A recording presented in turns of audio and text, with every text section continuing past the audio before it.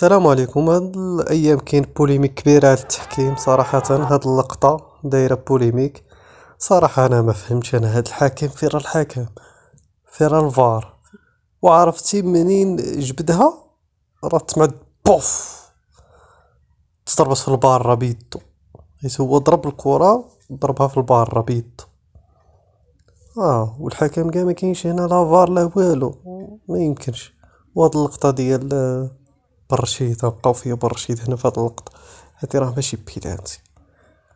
وقاسو في الاولية كاين كونتاكت وي، ولكن ما كاينش واحد الدارة. شوف اللاعب تمشى صار قاتلو عاد طاح، داز ضرب واحد 4 مترو، عاد هو كيتمشى عاد عاقب اللي راه قاسو ويطيح والفار يصفر.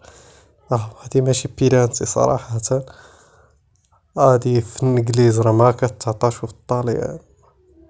حكم ظلم برشيد، وثلاثة د النقط كانت بحاجة ماسة ليوسف برشيد، ويعطيهم بحال هاد البيلانتي باللوط صراحة. ظلم كبير صراحة. نتمناو الخير للكرة المغربية صراحة.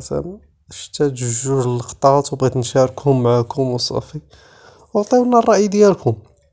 في اللقطة الأولى ديال نهضة بركان، واش قاسها بيدو ولا لا؟ واللقطة الثانية ديال برشيد، واش فيها بيلانتي ولا لا؟ وشكرا لكم.